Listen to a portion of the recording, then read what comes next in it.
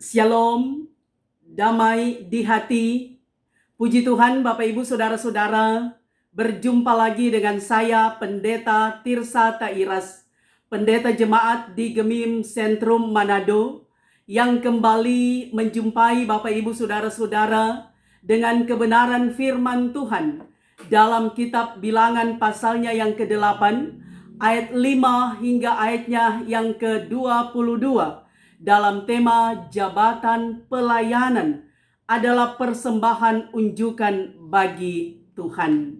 Saya berharap dan berdoa dimanapun Bapak Ibu Saudara-saudara berada, kiranya tetap mengalami kasih dan kebaikan Tuhan, sehingga saat ini dalam keadaan sehat, kuat, tetap semangat, bersukacita, dan senantiasa bersyukur kepada Tuhan. Sebelum kita membaca kebenaran firman Tuhan, mari berdoa. Ya Tuhan Allah, Engkau Allah Khalik semesta alam. Engkau Tuhan Allah yang kami sembah di dalam Yesus Kristus Juru Selamat kami. Engkau Allah di dalam Roh Kudus yang adalah Allah Immanuel menyertai kami. Kami senantiasa mengucap syukur kepadamu atas segala bentuk pemeliharaan dan kasih sayang-Mu yang begitu sempurna dan nyata. Karena itu Bapa, saat ini kembali kami akan merenungkan kebenaran firman Tuhan. Yakinlah kami bahwa Tuhan memakai media sosial YouTube ini sebagai sarana penjangkauan firman Tuhan kepada banyak orang. Dan kiranya firman ini memberkati, menguatkan dan meneguhkan iman banyak orang, sehingga banyak orang juga yang terus hidup setia dan taat kepada Tuhan sambil terus memuliakan Engkau. Hamba-Mu bermohon Engkau taruh hikmat-Mu dan Engkau taruh perkataan-Mu di mulut hamba-Mu ini untuk diperkatakan kepada setiap orang supaya nama Tuhan senantiasa diagungkan dan dimuliakan. Terima kasih ya Tuhan, ini doa kami dalam nama Yesus kami berdoa. Amin. Bapak Ibu Saudara-saudara yang dikasihi Tuhan, mari kita membaca kitab Bilangan pasalnya yang ke-8, ayat 5 hingga ayatnya yang ke-22. Dalam perikop pentahbisan orang Lewi. Tuhan berfirman kepada Musa, "Ambillah orang Lewi dari tengah-tengah orang Israel, dan tahirkanlah mereka. Beginilah harus kau lakukan kepada mereka untuk mentahirkan mereka. Percikanlah kepada mereka air penghapus dosa. Kemudian haruslah mereka mencukur seluruh tubuhnya dan mencuci pakaiannya, dan dengan demikian mentahirkan dirinya. Sesudah itu haruslah mereka mengambil seekor lembu jantan muda dengan korban sajiannya dari tepung yang terbaik, diolah dengan minyak, juga seekor lembu jantan muda yang lain haruslah kau ambil untuk korban penghapus dosa. Selanjutnya haruslah kau suruh orang Lewi mendekat ke depan kemah pertemuan, dan kau panggil berkumpul segenap umat Israel. Apabila engkau telah menyuruh orang Lewi mendekat ke hadapan Tuhan, maka haruslah orang Israel meletakkan tangannya atas orang Lewi itu. Dan Harun harus mengunjukkan orang Lewi itu sebagai persembahan unjukan dari antara orang Israel di hadapan Tuhan. Dan demikianlah mereka diuntukkan melakukan pekerjaan jabatannya bagi Tuhan. Setelah orang Lewi meletakkan tangannya atas kepala lembu jantan muda itu, maka haruslah yang seekor diolah sebagai korban penghapus dosa dan yang lain sebagai korban bakaran bagi Tuhan untuk mengadakan pendamaian bagi orang Lewi. Maka haruslah engkau menghadapkan orang Lewi kepada Harun dengan anak-anaknya, dengan mengunjukkan mereka sebagai persembahan unjukan bagi Tuhan. Demikianlah harus Engkau mentahirkan mereka dari tengah-tengah orang Israel supaya orang Lewi itu menjadi kepunyaanku.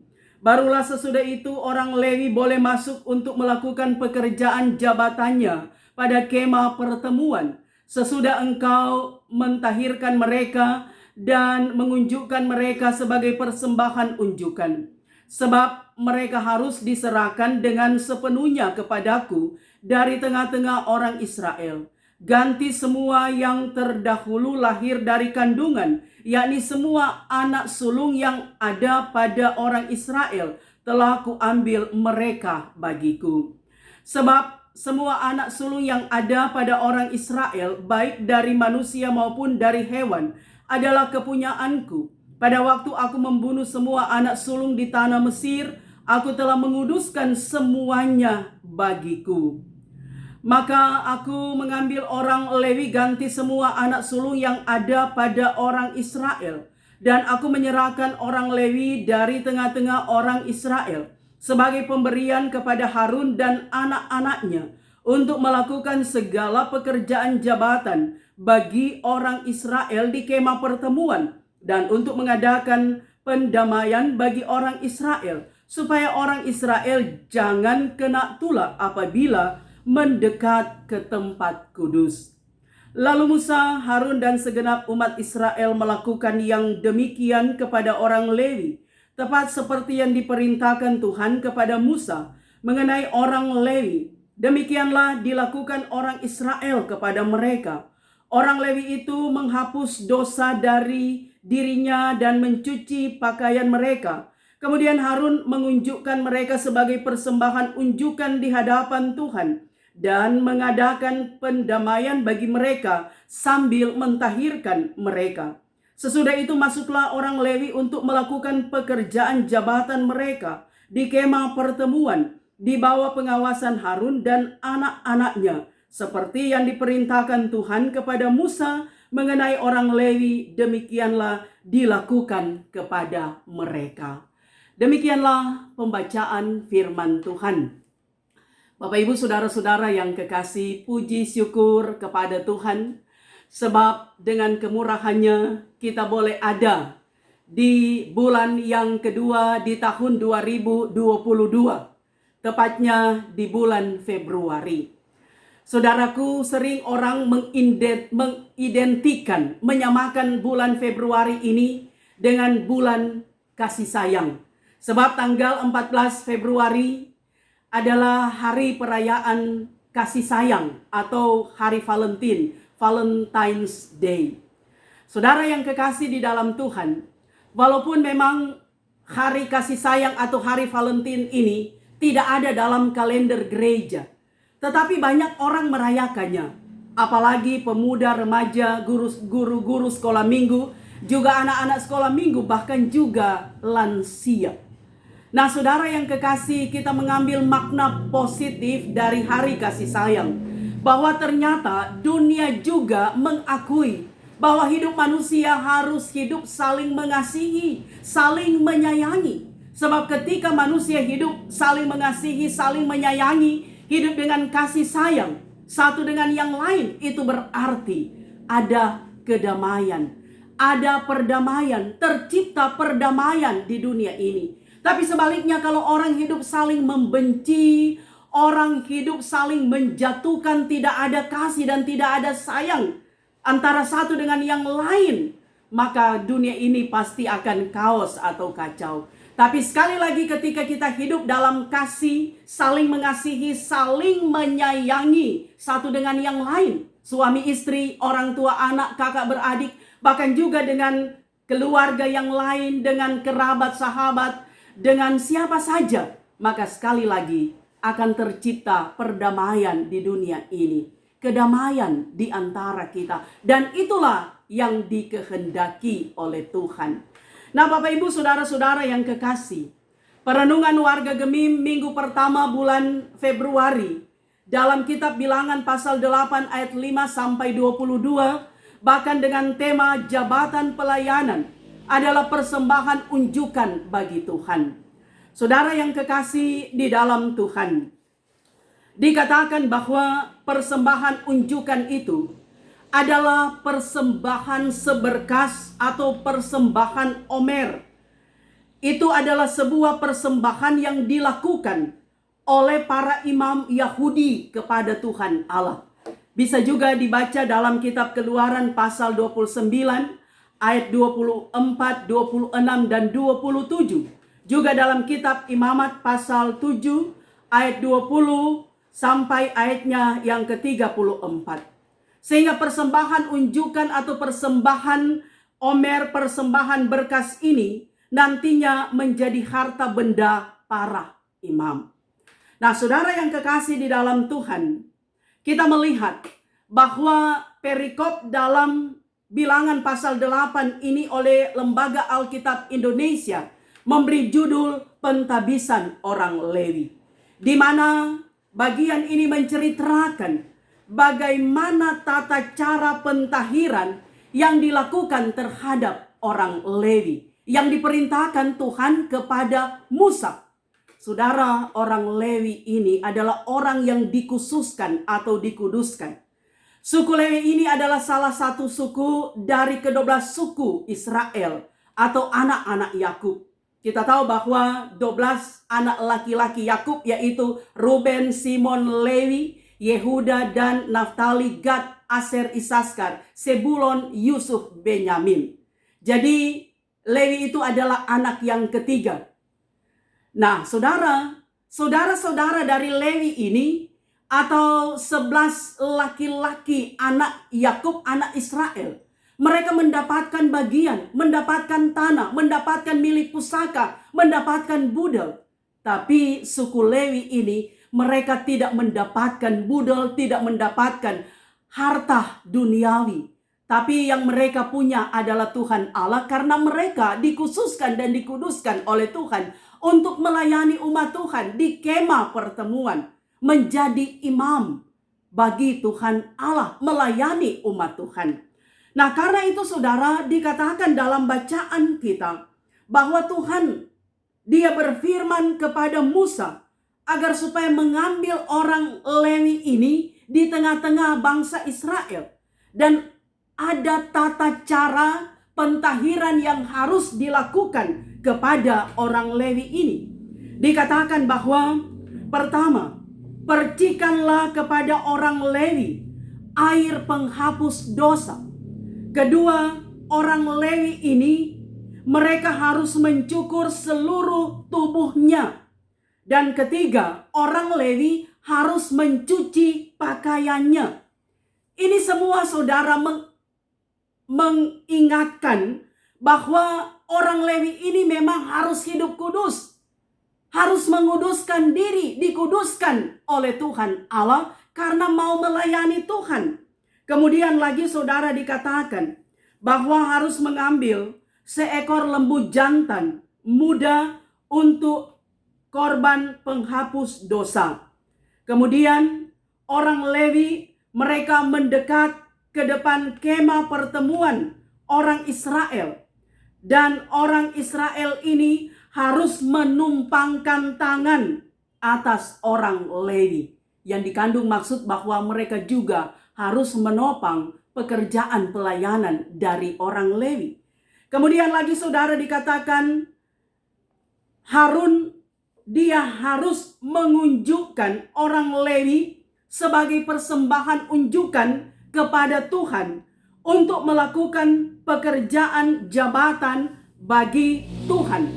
Dan orang Lewi mereka meletakkan tangan atas kepala lembu-lembu muda.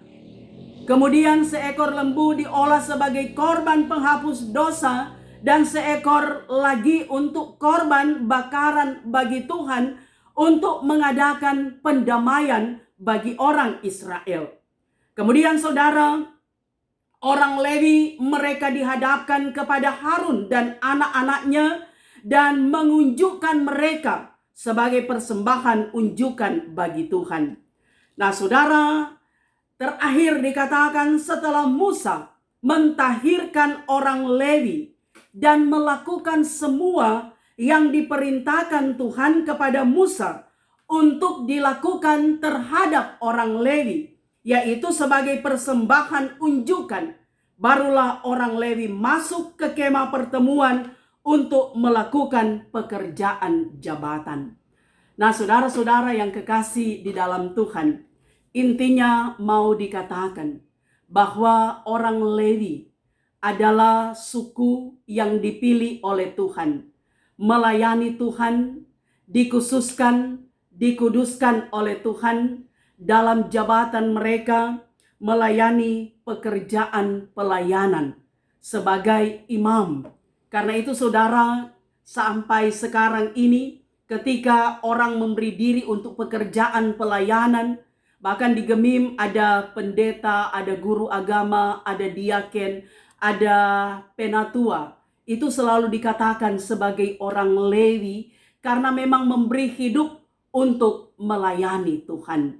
Dan intinya adalah harus dikuduskan, menguduskan diri, dan harus hidup dalam kekudusan. Mengapa saudara harus hidup dalam kekudusan? Karena kita menyembah Tuhan Allah yang kudus. Allah Israel adalah Allah yang kudus. Allah yang menjadikan dunia dan segala isinya adalah Allah yang kudus. Allah yang kita sembah di dalam Yesus adalah Allah yang kudus. Karena itu Allah tidak menghendaki manusia hidup dalam dosa. Allah tidak pernah kompromi dengan dosa. Bahkan Allah sangat membenci dosa. Karena dosa dan yang baik itu tidak pernah bertemu. Ibarat air dan minyak tidak senyawa. Tidak akan pernah bertemu. Karena itu dosa dan kebaikan, dosa dan kebenaran tidak akan pernah berjumpa. Karena itu saudara, ketika manusia hidup dalam dosa, maka hubungannya dengan Tuhan pasti sangat jauh.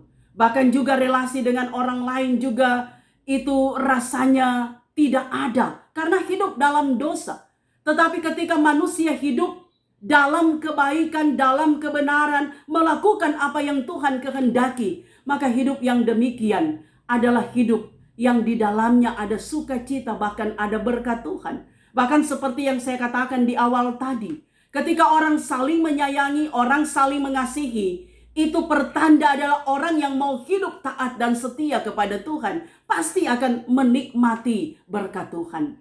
Karena itu sekali lagi Tuhan tidak pernah kompromi dengan dosa. Kadang kalau orang berpikir bahwa ada dosa kecil, ada dosa besar. Saudara, saya mau katakan, tidak ada dosa kecil, tidak ada dosa besar. Sebab kadang orang katakan, kalau berdusta kok itu dosa kecil. Nanti membunuh, mencuri, nanti bahugel, nanti narkoba itu dosa besar. Tidak saudara.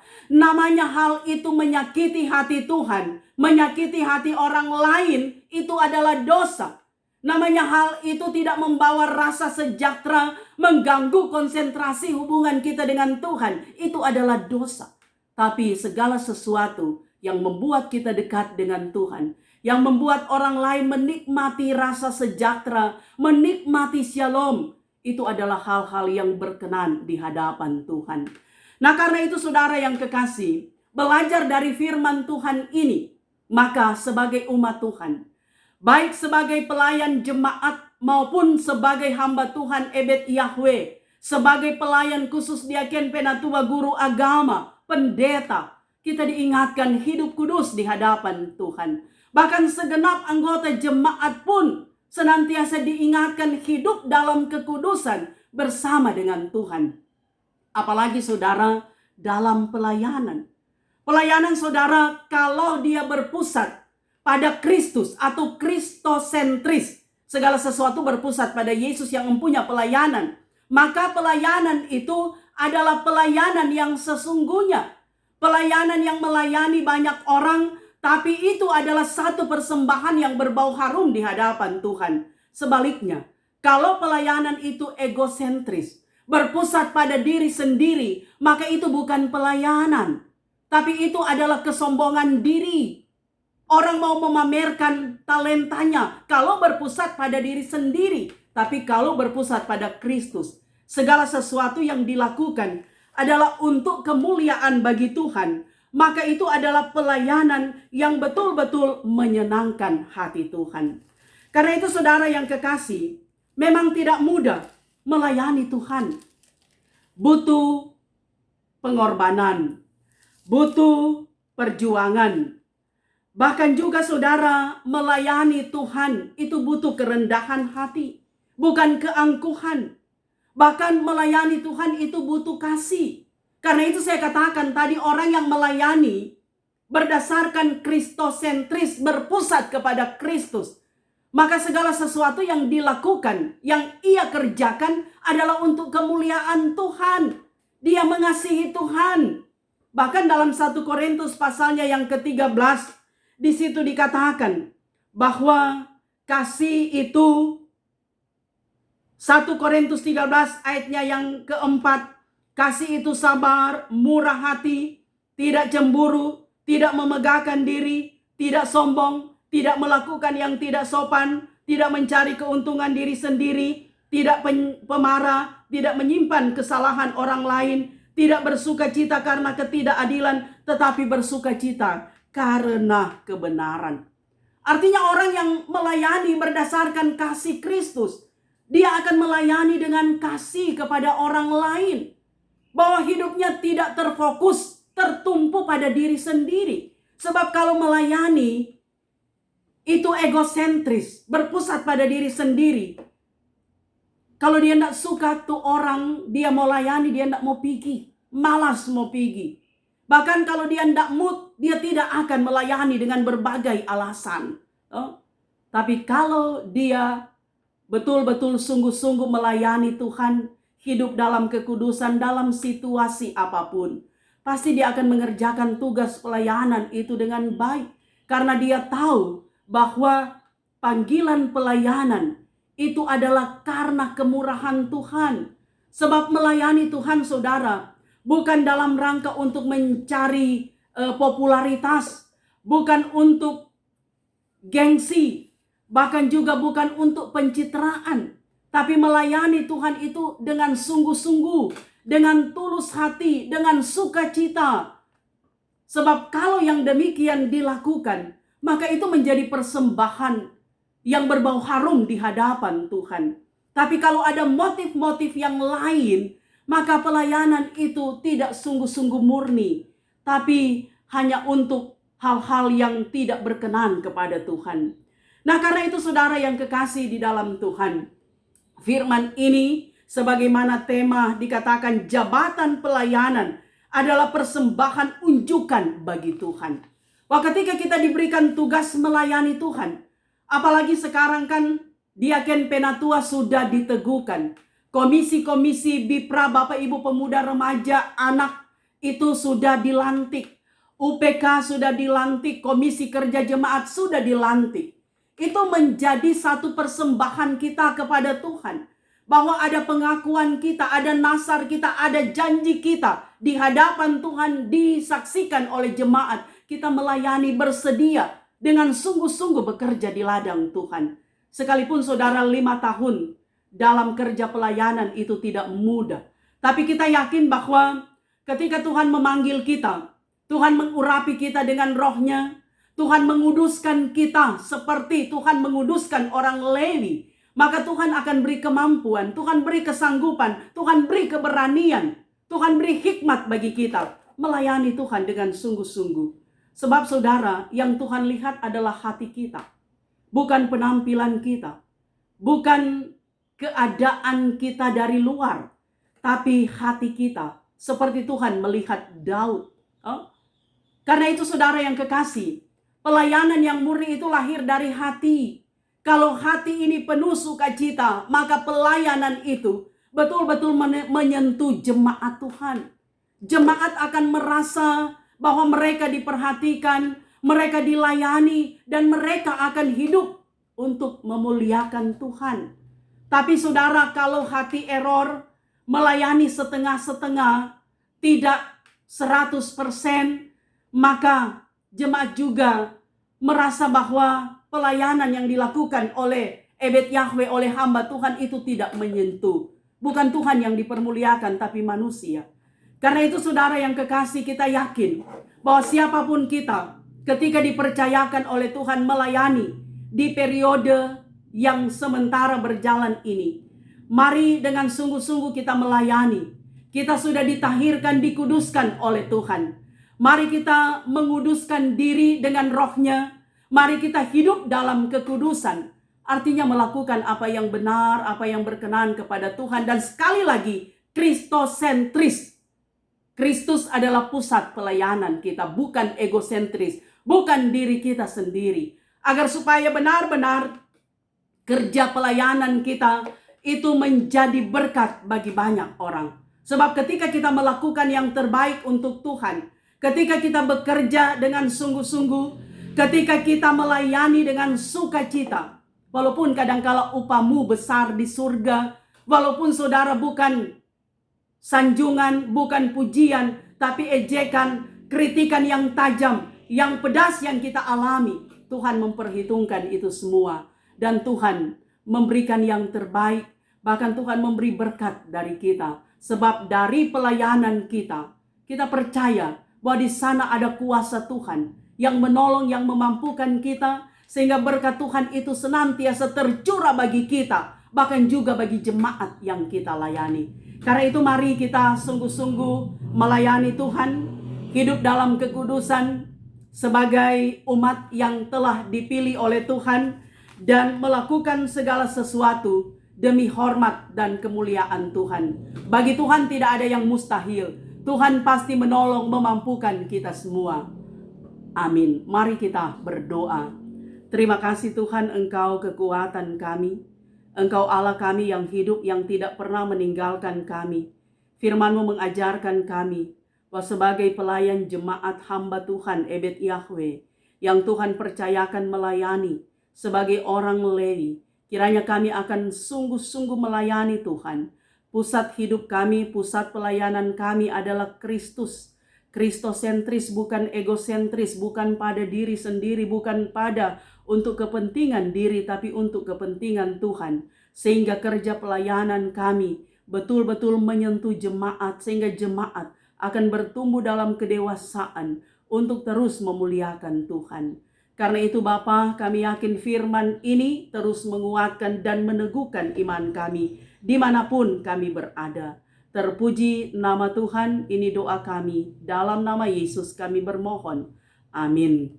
Bapak Ibu Saudara-saudara yang kekasih di dalam Tuhan, demikianlah kebenaran firman Tuhan. Saya Pendeta Tirsa Tairas bermohon kiranya Bapak Ibu Saudara-saudara terus dukung channel YouTube Tirsa Tairas dengan cara nonton video, dengarkan kebenaran firman Tuhan, tekan tanda subscribe, like, juga berikanlah komentar-komentar yang membangun spiritual kita. Dan jika video ini dianggap bermanfaat, silakan Bapak Ibu Saudara-saudara membagikan di media sosial yang Bapak Ibu Saudara miliki. Tuhan Yesus memberkati kita semua. Amin.